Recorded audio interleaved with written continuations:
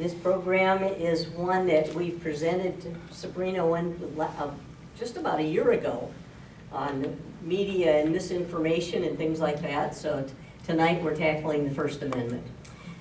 For the few of you that maybe haven't heard so much about League of Women Voters, we're an all-volunteer organization, which is why I have my help wanted ads out there on this clipboard. If anyone has, I've broken down some jobs that are sort of single purpose things, like help us post on Facebook or share or like, things like that, so that we can get our message across a little bit better in this area, since I don't think there's any one radio station, one newspaper, one place that anybody gets everybody is going to see. So we have to get as much help as we can to spread the word about things. This organization believes in representative democracy, and we require informed citizens who are actively involved in public decisions. The League never supports or opposes specific candidates or political parties. Instead, we take positions on issues based on a consensus of our members over a study time. So sometimes it's 2 years of studying and talking about an issue before we decide how we're going to support it or oppose it or help it along. And we're not associated with candidates or political parties. If you have any questions about our organizations, please ask one of our members. Some of us have nice purple shirts nowadays. and the rest of us have name tags, so just ask away when we're done with the program. We'd love to talk to you. League can always use more volunteers, especially during this upcoming election season.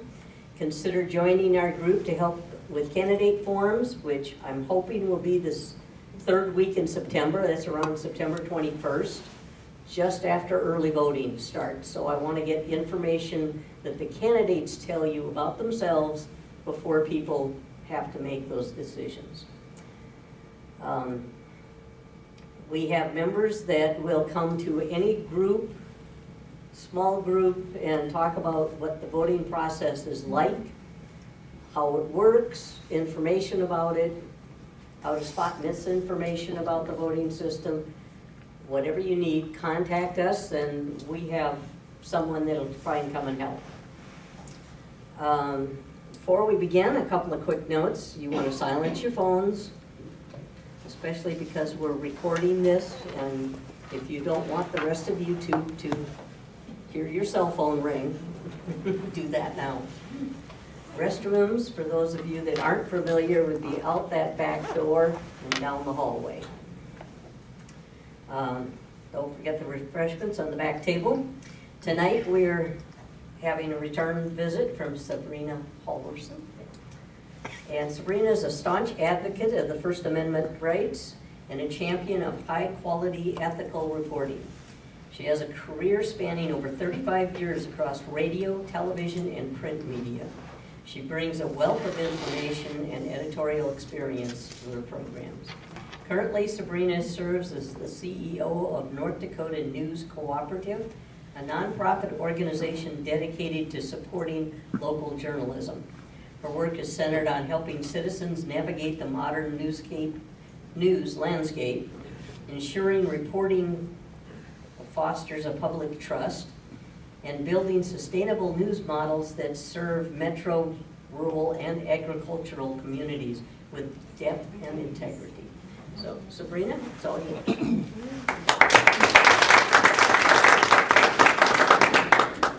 Thank you. I hope I can live up to that intro. It's always a little awkward hearing people talk about you.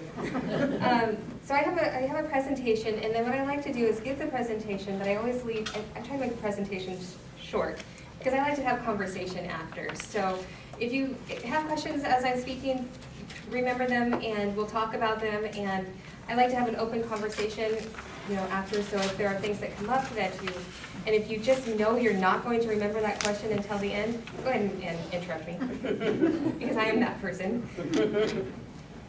All right. Congress shall make no law respecting an establishment of religion, or prohibiting the free exercise thereof, or abridging the freedom of speech or of the press, or the right of the people peaceably to assemble, and to petition the government for a redress of grievances. That is the First Amendment. It is one sentence, 45 words. It is one of the greatest sentinels protecting our democracy. But yet the sentinel needs protecting. As she said, I'm Sabrina Halvorson, and I'm a journalist with a lot of experience. I hate it when we say that 35 years because that reminds me that I'm 51 years old. And I have covered all aspects of media. I'm originally from California, and I have worked nationally in radio and television, and internationally in print journalism. So, as she said, the press, the First Amendment, freedom of speech, but also a responsible press is really important to me. And that's a whole nother presentation that I do. We talked a little bit about it last year when we did media literacy. But I'm also open to questions about a responsible press and an irresponsible press later on if you'd like to do that. So now I am the CEO of the North Dakota News Cooperative, which is a nonprofit, nonpartisan newsroom. And we work to bring fact-based, in-depth reporting to communities across North Dakota. I do also obviously come into Minnesota because we're neighbors and we should be neighborly. So the First Amendment. The First Amendment guarantees the freedom of speech, but yet we are seeing growing suppression of dissent. Activists and academics are being arrested or deported. Government critics do face retaliation, and our free press is being smeared, silenced, shut out by the people who benefit most when the truth is hidden. And I think that is a really important point. The people who are doing the hiding, they want the truth hidden, and they have the power to do that. We're going to look at some of the key parts of the amendment, but before we do, I do want to emphasize that this is not a Republican or Democrat issue. It is not left or right, it is not red or blue. It's about the U.S. Constitution and the freedoms and protections it gives us, but also the freedoms and responsibility that we have to protect it. That said, I want to acknowledge that you are going to hear quite a bit about President Trump tonight, because that is the current issue and that's what we're talking about. Under previous presidents, we heard a lot about them in my presentations, because even in previous presidents there were discretions. So we're going to look at the amendment by part. Part 1. Congress shall make no law respecting an establishment of religion or prohibiting the free exercise thereof. So this section has two key protections for religious freedom. First is the Establishment Clause. The government cannot establish an official religion. It cannot favor one religion over another, and it also cannot favor religion over non-religion. The Establishment Clause creates that separation between church and state. And then there is the Free Exercise Clause. People have the right to practice their religion freely. The government cannot interfere with religious beliefs or reasonable religious practices unless those practices break neutral laws that basically apply to everyone. That would be like abuse or underage marriage. So in short, the government must stay neutral in matters of religion. It cannot impose religion, and it cannot restrict people from practicing their faith. And yet, on February 6, 2025, the President signed an executive order creating a task force on eradicating anti-Christian bias, which empowered the Department of Justice to investigate federal agencies like the FBI and the IRS for alleged discrimination against Christians. The task force also included directives to strip federal funding from NPR and PBS. Now, critics argued that this goes beyond defending religious freedom and veers into establishing governmental favoritism for one faith over others, raising constitutional concerns under the Establishment Clause. Now, the reason for this is because it was only specific anti-Christian. It was not anti-religion or anti-other religions. It was specifically targeting anything that could be considered anti-Christian.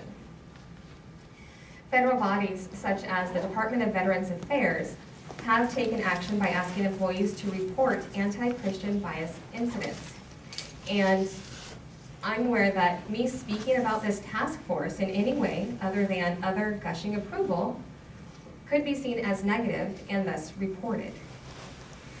President Trump is not the only person, or the only president, to face legal action based on the freedom of religion. Far from it, actually. Throughout our entire history, we have had this issue. Presidents from both parties have walked a very fine line between faith and government, sometimes crossing it. So in 1954, President Eisenhower added the words "under God" to the Pledge of Allegiance. He was working to unite Americans against communism. But that sparked decades of debate over government endorsement of religion, and that debate continues. During the Obama administration, the Affordable Care Act's contraceptive mandate triggered legal challenges from religious groups, arguing that it forced them to act against their beliefs. That case reached the Supreme Court. In 2023, President Biden faced backlash, when an FBI memo proposed monitoring certain Catholic groups, which was a move widely criticized as religious profiling. However, the Biden administration quickly disavowed the memo, and it did not go into effect. So these moments, like the Anti-Christian Bias Task Force, remind us that protecting religious freedom requires vigilance, no matter who holds office. So part 2 of the First Amendment is the freedom of speech, and we're going to focus more on that aspect tonight. The freedom of speech means that you have the right to express your opinions, even unpopular ones, without fear that the government will punish you. And I want to say that again because that is a really important part of the First Amendment. You have the right to express your opinions, even unpopular ones, without fear that the government will punish you. You can criticize leaders, you can share ideas, you can protest policies, you can debate beliefs. The government cannot silence you just because it doesn't like what you're saying, according to our Constitution. However, some things are not protected. You cannot threaten violence, you cannot incite illegal acts, you cannot commit fraud, and you cannot defame someone. Also, and I think this is where I see a lot of people get hung up on the First Amendment, especially online, but private businesses, newsrooms, social media platforms, and our friends and family can set their own rules. The First Amendment protects us from government interference, not private consequences. So that is to say, if you say something that your employer doesn't like, you can lose your job. That is not necessarily protected by the First Amendment. The First Amendment says the government cannot punish us, not that our employer can't. It also doesn't say that I can't make my sister mad if I say something about her husband. I learned that one personally. So here's what we're seeing. In March of 2025, just weeks after his inauguration, President Trump signed a series of executive orders aimed at high-profile law firms that represent his political opponents. Those orders suspended security clearances, revoked federal contracts, and threatened disciplinary reviews, effectively punishing legal professionals for their advocacy work. These firms sued, claiming that these actions were retaliatory and violated First Amendment rights by deterring lawyers from representing clients who were challenging the administration. So again, the clients were taking on the administration using their First Amendment rights. To block that, the administration locked out the lawyers, the client's lawyers.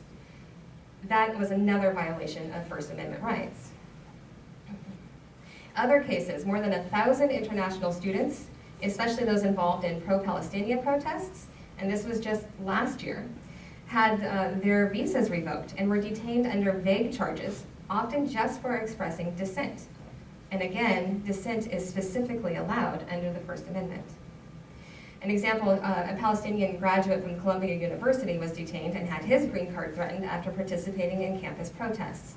Another was arrested by ICE following an op-ed, an editorial in the campus newspaper. That editorial was critical of Gaza policies. Now, critics argue that these actions used immigration enforcement to suppress political expression. This was last year, prior to all the other ICE enforcement. So it started before everything we saw in Minneapolis and all of that. After the assassination of a conservative activist, Charlie Kirk, several people faced investigations, firings, and disciplinary action over social media posts criticizing him. In one especially controversial case, a retired Tennessee police officer spent 37 days in jail over a Facebook meme before charges were dropped. That meme was a quote from President Trump saying they have to get over it. President Trump was talking about the victims of the school shooting. The officer posted it saying, I guess this is relevant now. And he was talking about the Charlie Kirk shooting. He was arrested for posting that. And I think any of us who logically go back and look at the First Amendment can see the government cannot punish him for saying that, even though they disagree and they don't like it. It's very, very clear. Being arrested is government punishment. And that's like the most basic form of government punishment, and it's happening. And just before I left my office to come out here today, I saw that there was an update on this case. He sued because of his time in jail and because it was a violation of his First Amendment rights, and he won today. And he was granted something like $875,000 or something.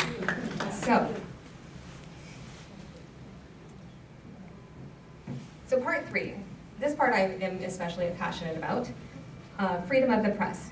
So I want to point out here that I'm talking about actual journalists, not crazy talk show hosts, not the people publishing clickbait on the internet, but real reporters, real journalists. I also do not include most podcasters in that category. That maybe is my own bias. But freedom of the press means the government cannot control, silence, or punish the media for reporting the truth, even when that truth is inconvenient for those in power. And that is a vital part of this part of the amendment. Even when that truth is inconvenient for those in power. Journalists have the right to investigate, to report, and publish stories, including, and I think especially, those critical of the government. That's what the media was originally intended for, the press was intended for, was to be the government watchdog. It's our job to be the government watchdog, no matter who the government is, no matter, again, Democrat, Republican, it doesn't matter. We're supposed to be making sure that you guys know what's going on behind those closed doors. With the press serving as a watchdog, holding leaders accountable and informing the public. This protection applies whether it's newspapers, TV, radio, or digital platforms. But like free speech, it does have its limits. The press cannot knowingly publish false information that harms someone's reputation. That's libel or slander. National security secrets or classified information have some restrictions, although courts tend to lean toward protecting the right to publish. There have been many, many court cases where there's been an anonymous source used or leaked intelligence that was published. The courts normally judge in favor of the news, in favor of getting that information out to the public. I say normally, that is shifting at this particular moment because of our current courts. The freedom of the press is not about protecting any one outlet. It's not about protecting the Washington Post or even my organization, but it's about protecting all of us, our information. When the government punishes media for reporting the truth, it is silencing watchdogs, and it limits information, and it weakens democracy. And that is happening now in lawsuits, in blacklists, and in defunding schemes. So that again reminds us how fragile these freedoms can be. So there are several recent examples of the government trying to silence journalists. We're going to go over a few, but I can tell you there are literally hundreds more. So the situation at the Pentagon is a prime example, and one that I watched very, very closely. The Department of Defense revoked access for nearly every major mainstream news organization that refused to sign its 28-page new media policies.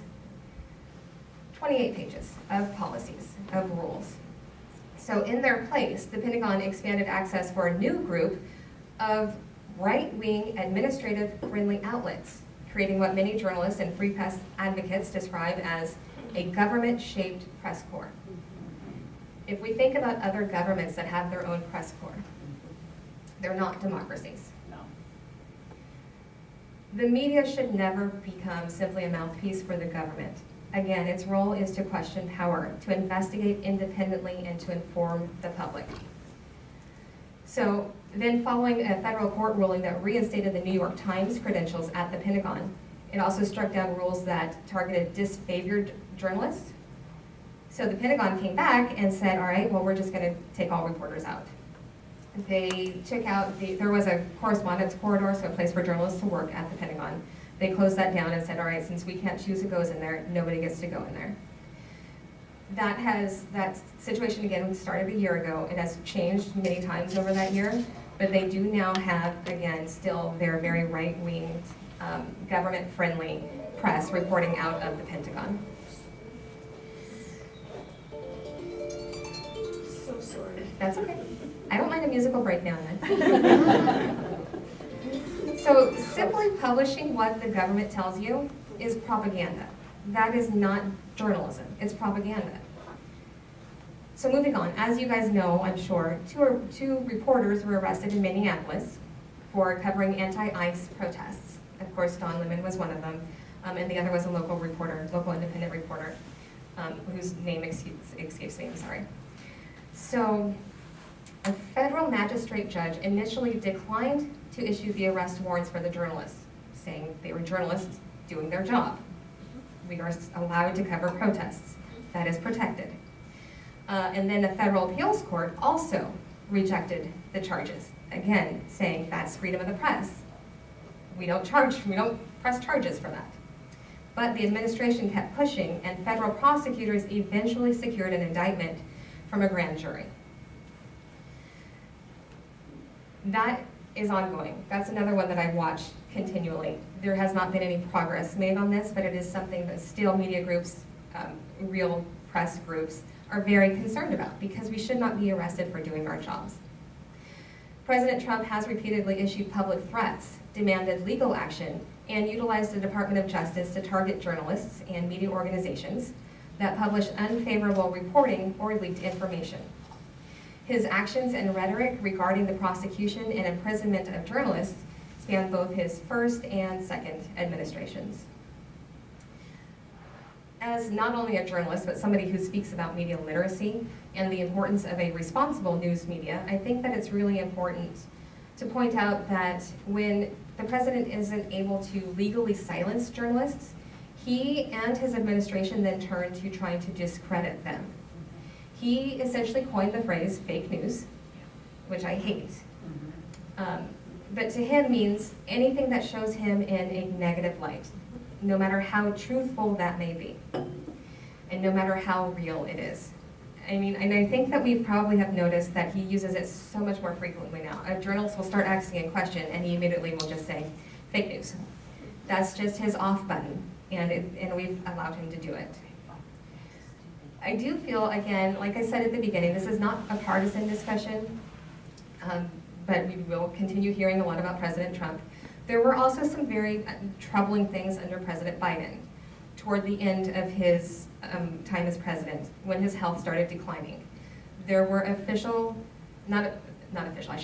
quiet calls from some White House officials to be lenient about reporting on his health or about his mental state. And that's not to say that there was a problem with his mental state or his health or whatever, because I wasn't there, I don't know. But it is to point out that it's not just this administration, there have been other problems. This administration is just much bigger with it and much more blatant with it. On top of a dozen lawsuits and legal threats against journalists and news agencies, on top of revoking press credentials and trying to revoke the licenses of credible journalists and news agencies like the Associated Press, CBS, NBC, Trump has made nearly 5,000 attacks on journalists and the news media in social media posts over the last 10 years. That is more than one a day. more than once a day, he is attacking the media, the legitimate news media, in his social media posts. So again, I could spend hours talking on this, but I won't continue beating this horse. Part 4. This is probably the one that should be the most important to you. The right of the people peaceably to assemble and to petition the government for a redress of grievances. So this part of the First Amendment protects 2 crucial rights. The right to assemble. People can gather in public spaces to express their views, such as for protests, rallies, marches, vigils, meetings, things like that. As long as it is peaceful, the government cannot stop or punish you just for showing up or standing together. Part 2 is the right to petition the government. You have the right to ask your leaders to fix problems. You have the right to ask them to pass laws and to address injustices.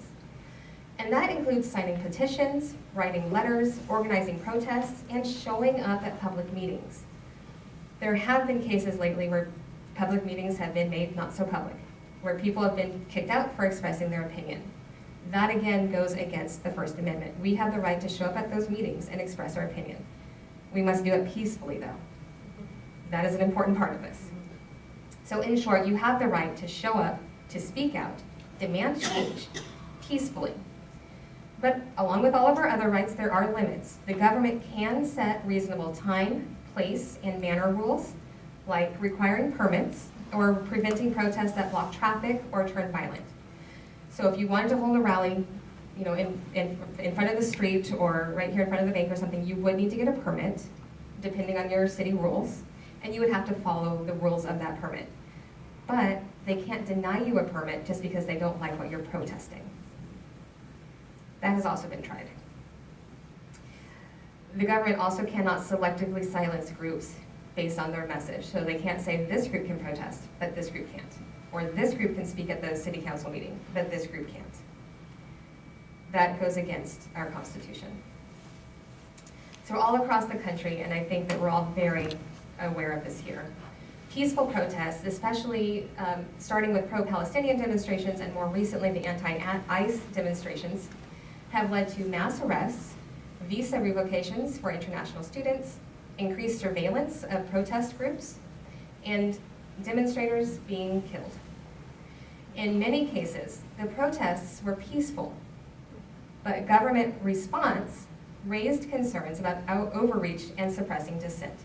The protests were peaceful until the government came in and amplified the situation. President Trump has publicly called for tougher crackdowns on demonstrators, labeling protest groups such as domestic extremists or domestic terrorists with no evidence of violence.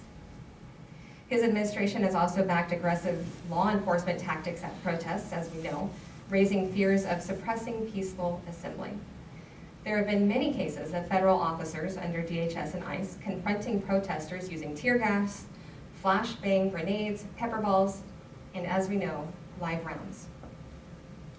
We are all very familiar with the protests in Minneapolis, so I'm not going to focus on that.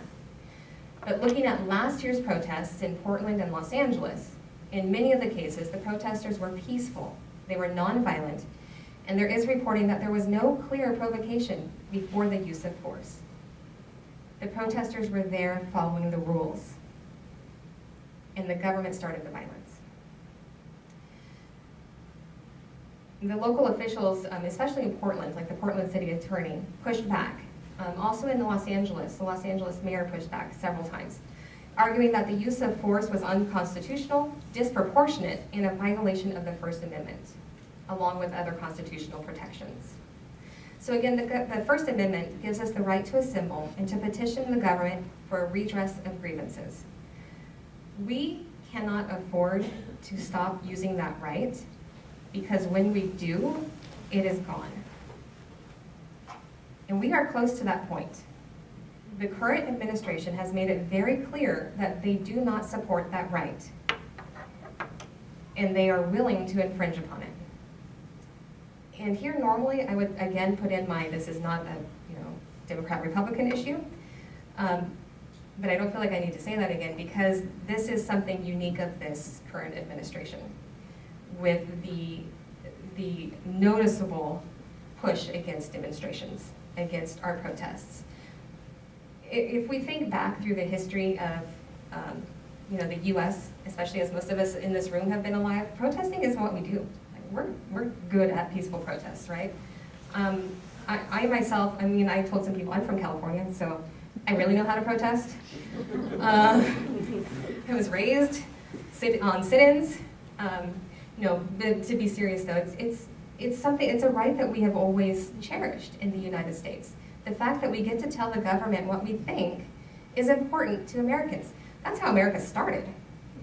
If we think about when, of course not with the indigenous people, but when we all came over and took it over, it started because we didn't like the government. And that has been our history. But now we're being told we can't do that anymore because the government doesn't like what we're saying. I love this quote. Democracy dies in the dark. So this was a phrase used many times by Bob Woodward during discussions on Watergate. A variation of it was even used as the tagline for the Washington Post. But Woodward got it from an appellate judge in a pre-Watergate case on government wiretapping. Democracy dies in the dark. Another famous quote tied to Bob Woodward, follow the money. Although that one comes from the movie All the President's Men, one of my favorites, in which that famous anonymous source, you know the name, told Woodward that it was the way to find the truth. So it has been always as my role as a journalist, as a reporter, to seek the truth and to make sure that the public had it, to shine a light, because we cannot let democracy die. And so that is where my presentation ends, and I would like to open up our conversation. I encourage conversation and questions, even the hard ones. I cry easily, so be prepared. But I think this is a conversation worth having, and something that we should, take home and consider as well. Thank you, Sabrina. I think it helps all of us if I try to get a microphone for people that have questions. But I'm going to start us off with a question of my own, which I usually don't do. But it seems to me, I've heard this freedom of speech thing used to justify many things. And one of it is that corporations have the right to give money to anybody, anywhere, anyhow, because that's their freedom of speech, is the money. And it just bugs me. What am I getting wrong about this? Well, nothing. Because unfortunately, that is how it works. The corporations have the right to, give their money to whoever they want. I have always seen that as I have the right to tell the corporations what I think by not giving them my money.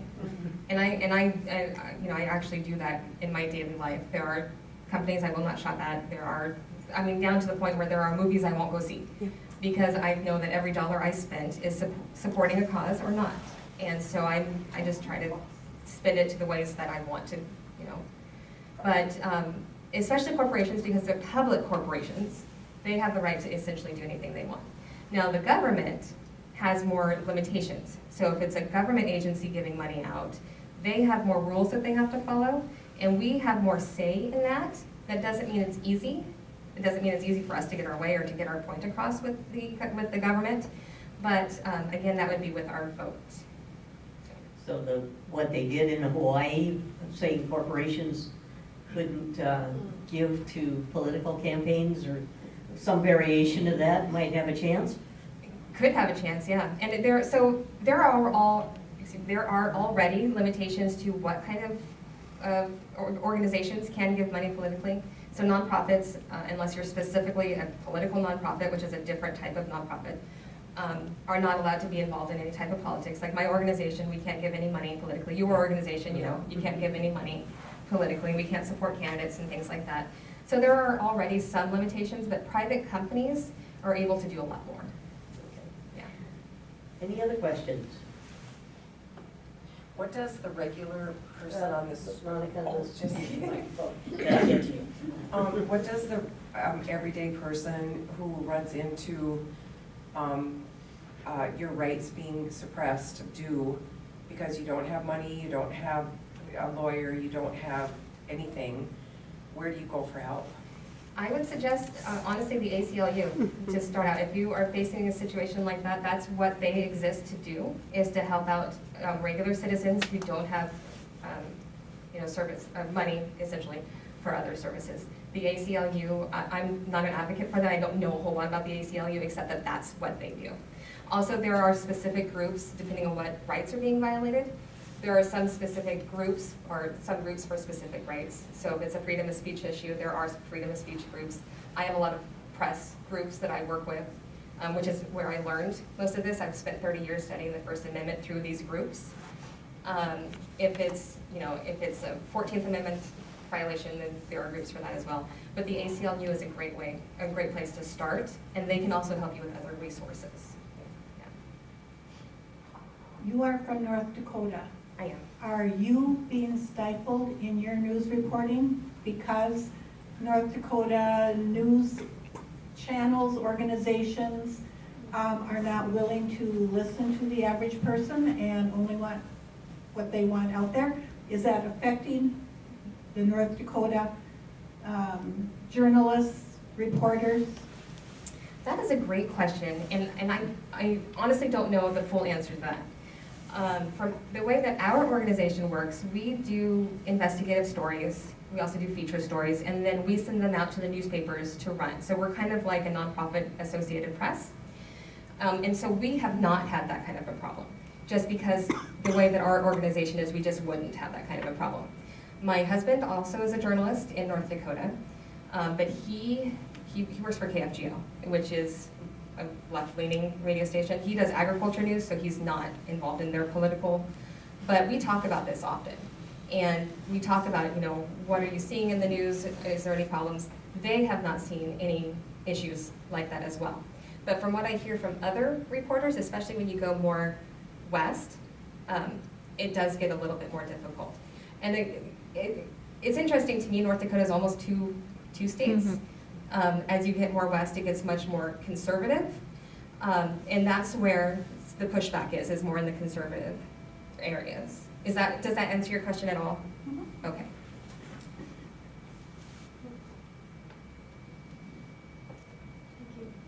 I find such frustration in the fact that there are no checks and balances to hold this administration accountable for the First Amendment. And how do you make us feel better about this? Wow. I really, really want to. I really, really want to. And I agree. And it is really hard. The first step of the checks and balances is the media, because that's where the information goes through. But the most important part of those checks and balances are our other elected officials. Exactly. And we can debate if they're doing their job or not. I think that just from the way that elections have gone, we're definitely seeing a leaning in the country one way politically, and that makes it hard for the people on the other side. And when that happens, there's not that checks and balance. I've always thought that our country works best when we have a president, of one, let's say a conservative president, and then a more Democrat side Congress, because then we have that balance, and that balance is important. Right now, we don't have that balance. So if our elected officials aren't doing it, the next step then is the courts. But we know how the courts are right now. So again, the best thing that we can do is vote, because that's how we get that balance back in there, is by voting. That doesn't always work, because sometimes the people we vote for surprise us by doing what we don't want. So it's, and the other problem with that is it's a long process. We can't vote in June and vote somebody in and it's going to fix it like that. We still need to vote in June, and we need to get as many people out voting in June. But it's going to be a long process. So there's not an easy way to get the checks and balances, except I would say to get more people seeing what's going on, which is why I go out and do these presentations, because I think it's really important when we start looking at things clearly. Being a journalist, it's always been really important to me to not be biased one way or another. And that's something that and I honestly have to work on that. It's something I struggle with because I'm a human. But it's really important to me to see issues clearly and to try to see all sides of an issue. And then it's my job then to report these sides and to report it in a way so that we know which side is factual. You know, if somebody goes out and says the sky is purple outside and it's clearly blue, I can tell you the sky said the sky is purple, but that doesn't mean this guy is right. You know what I mean? So it's important that our news media is doing their job, not just to show you all sides, but to let you know one side's BS. You know, and to not make that up. I think that's another part of the responsible media is we can't make it up just because we want one person to be right. So I think choose your news carefully. Use responsible news media. Don't get your news from Facebook. Would be my biggest suggestion in there. And then use your vote very carefully. Thank you for your presentation. And my question, actually I have two, but I'll go with one. How can we help the people around us understand fact versus opinion? Yeah, that's a great question. So that is something else that I have, that's another part of my job, is to separate fact from opinion. And that's really, really hard to do. So it is, and it's even harder when you're talking with somebody that you love, family, or your neighbor, or maybe somebody who's really holding on to their opinion and it's just not based on fact. So those conversations have to happen very, very carefully, because the instant that you start telling someone, oh, what you think is wrong, their walls go up. So the way that, we're still recording this, right? Is this still going on YouTube? Okay, I'm gonna use my examples very carefully. I already regret what I said about my husband, or my sister's husband, so. Let's talk about her other husband. Okay, so one thing that I have found, because I have some people in my family who I have very different opinions from. And to be honest, sometimes I just avoid the conversation, if I can, if it's not an important conversation. But I start asking why questions. Why do you feel that way? You know, why is this important to you? Or where did you get this from? Help me explain your point of view, or help me explain what you're saying, because I don't understand it from your perspective. And then as they start explaining, often that will start leading to, well, first off, you can pick up where their misinformation comes from. I have never found it to be a good tactic to just tell somebody you're wrong. They normally don't take it well. So, now, I have done that many times, so that's another one I learned from doing. And I can be quite outspoken sometimes.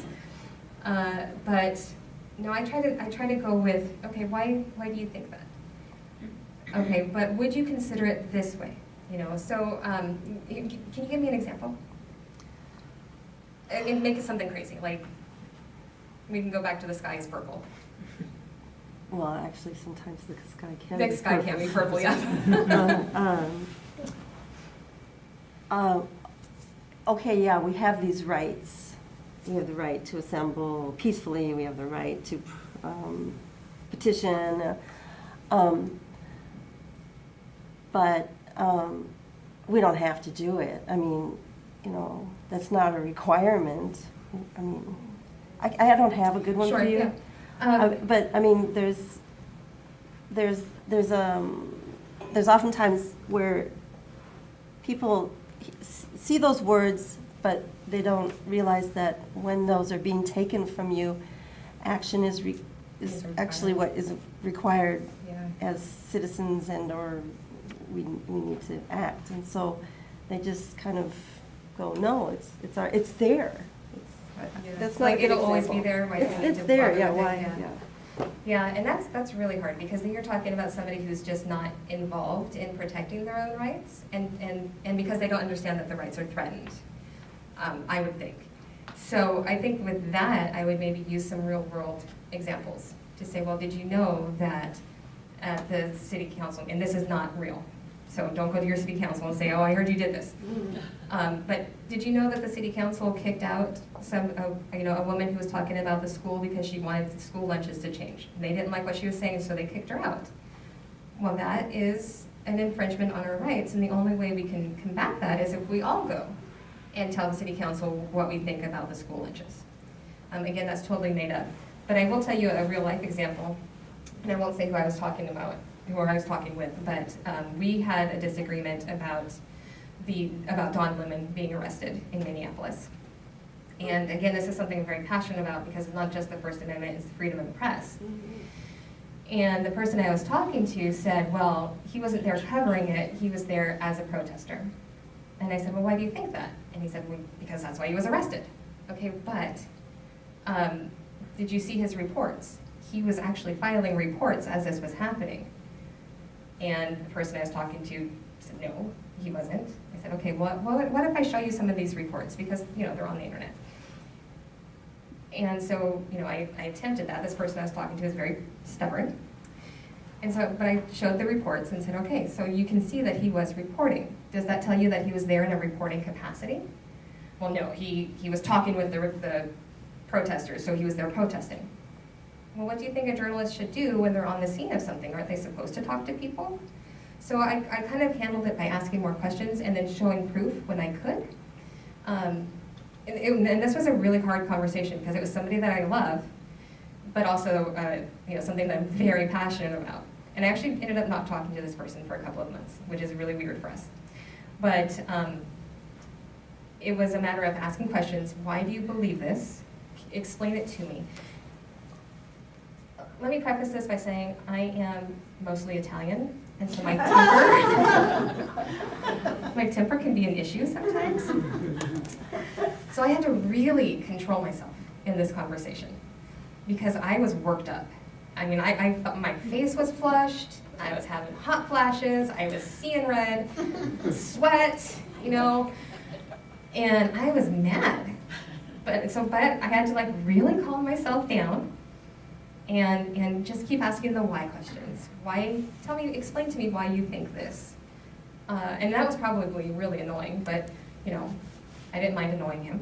And then every time he would tell me a reason why, if I had an actual example of why that was incorrect, I would show it to him. So it was combating that misinformation with real information. And that was mostly effective. I'm pretty sure he still thinks that I'm, bonkers, but we talk now, so. I was gonna say, does it make any difference? That's the. I don't know if it really did or not, because I honestly have not brought this conversation back up with this person. I decided that it was best for us to move beyond it, but I felt like I did something, and sometimes that's important too, And I mean, to me, it's such an easy thing to see. He was there reporting. You can't arrest a reporter for doing that. And I don't know if you guys have followed the story, but they were arrested, the reporters were arrested under the same law as the protesters, which is that you can't go and disturb a religious, ceremony. And, but if you're a reporter, you can go where the protesters are going. You can, if they go into a church, you can go into the church and continue reporting on that protest.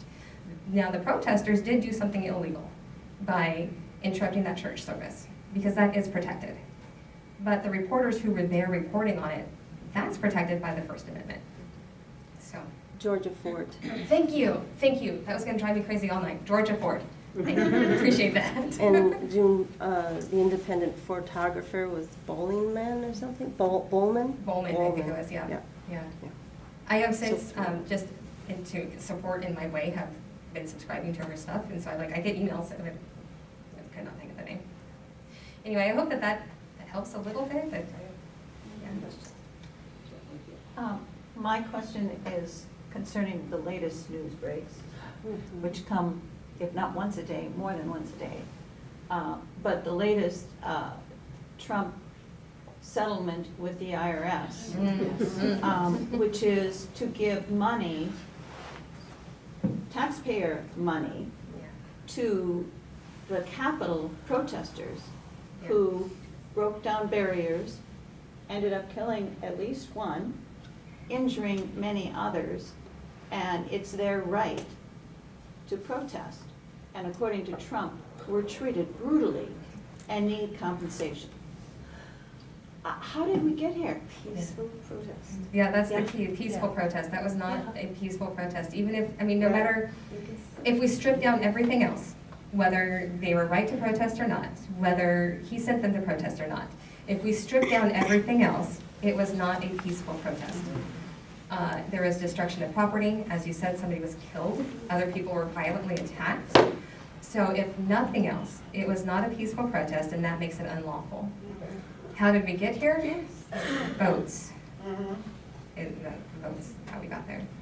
And I saw that as well, and unbelievable, you know, But how can, I mean, that's my money. How can we not allow him to give tax?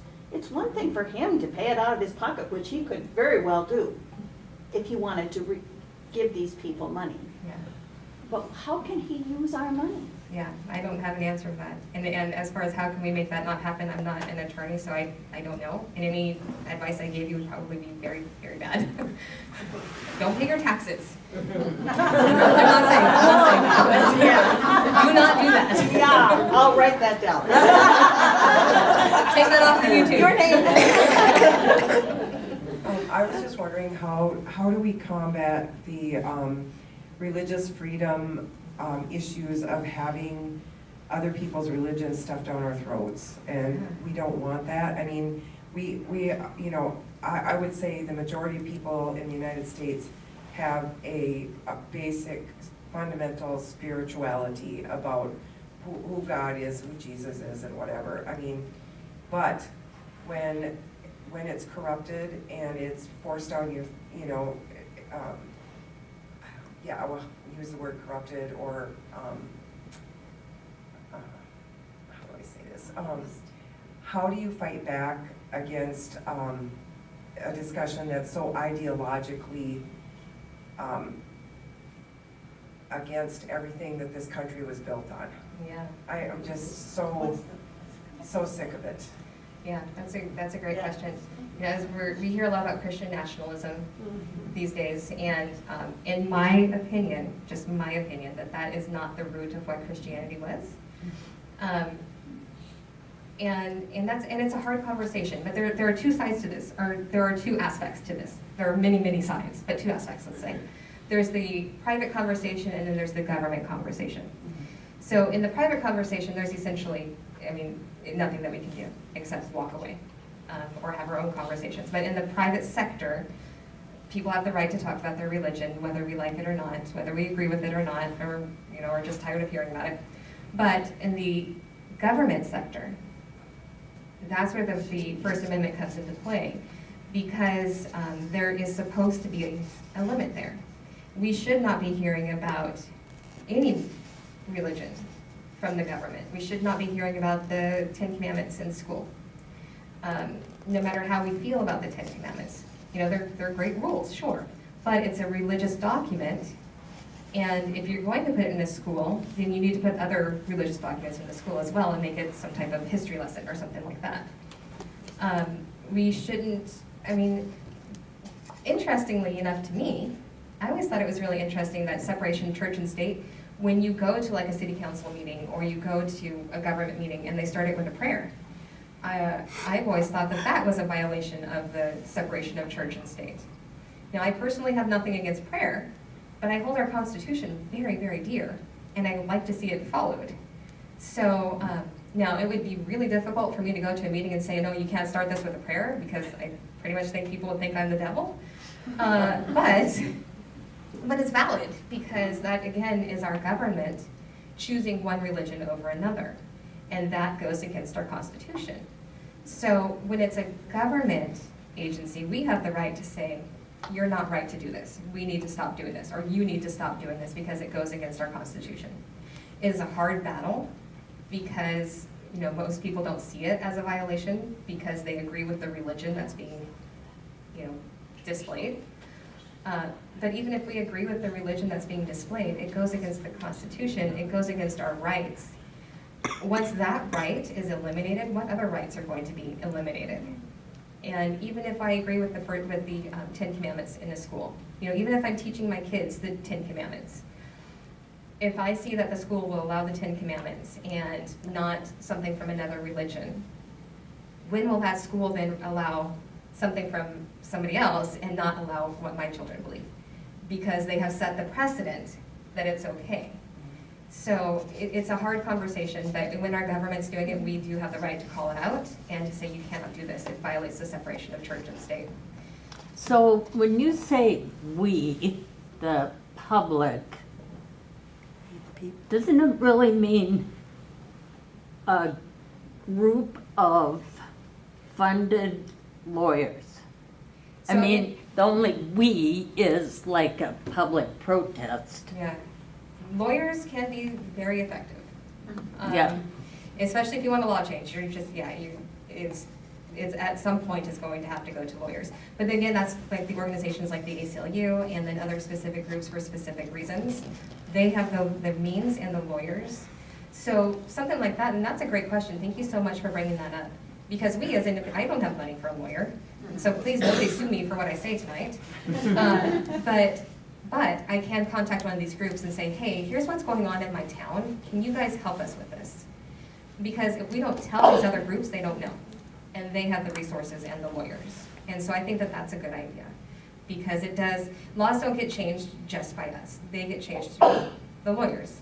So yeah, at some point, and I mean, no offense to any lawyers in the room, but unfortunately, sometimes, at some point, the lawyers do have to get involved.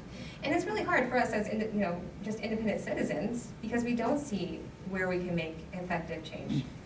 Because to make a big change takes a lot of money, takes a lot of resources, takes a lot of time, and it takes a lot of voices. And sometimes the only thing we can do out of that is be one of the voices. And that's okay, because that's what we're supposed to do. And if we have enough voices, that can lead to the resources, and that can lead to the change. Thank you, Sabrina. If there's one more urgent question, I think we've got time for that, but otherwise we should probably wrap up since Sabrina has a bit of a drive home. I'm curious about the Stephen Colbert, kind of the whole thing about ABC and, to be able to get him fired and, it seems to me that there's just a crumbling of the ethics of journalism. Yeah, so she wants me to make this a quick answer, I'm sure, but I love this topic. Okay. Because it's illegal, the firing of Steve Colbert. There have been many discrepancies along this. So if a comedian, and this has happened several times now, a comedian has made a joke about the president, as they do about every president. But this president has decided if that joke happens, or when that joke happens, they want the license revoked. It is illegal for the government to revoke a broadcast license because of something that was said on the air, unless it's like profanity. Profanity is, not allowed. And it would have to happen several times, and there's fines first and all this. But for disagreeing with something that's said on the air, the government, it's like black and white. This is exactly what's written in the Constitution, in the First Amendment. The government cannot take away their license for doing that. But that's exactly what the government is trying to do. They are trying to find some ways around it because they know they cannot blatantly do it. But it's hilarious to me because the president will say, I don't like what he said, I'm going to make his license go away. Yeah. And then they'll start working on taking the license from going away and say, oh, no, it wasn't because of what the president said, it was because of, this. But, it's pretty obvious, we can connect the dots. But it's illegal, and it has been threatened to several organizations, several people. Like you said, ABC, the whole Steve Colbert. Some networks are firing people just to appease the president so that they can keep their license. That is also illegal.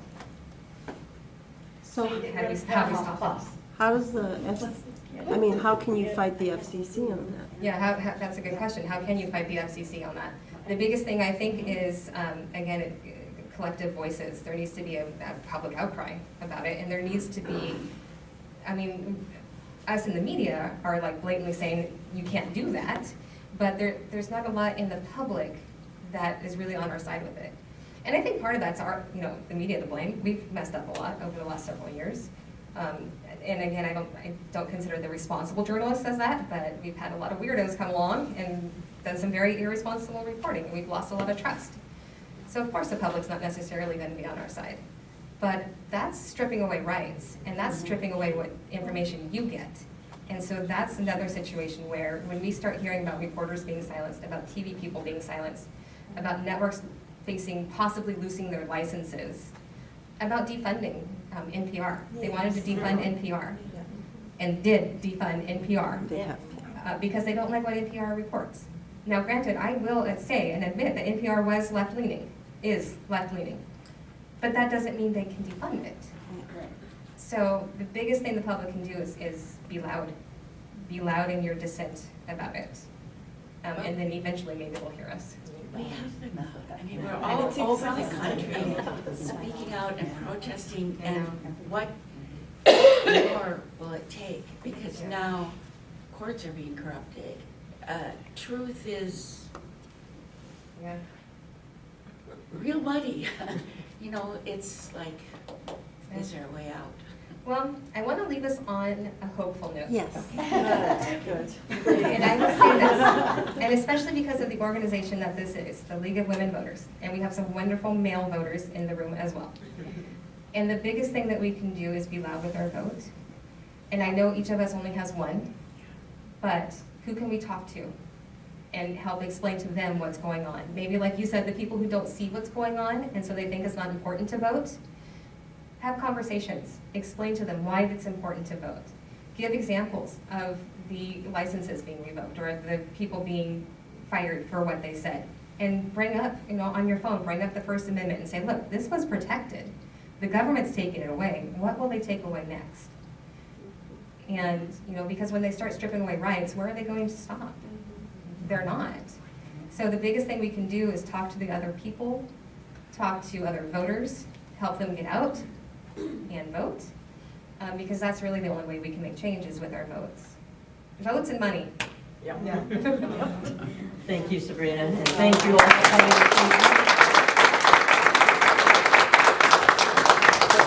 We have some treats left and everything, so feel free to take some with you. And thank you again.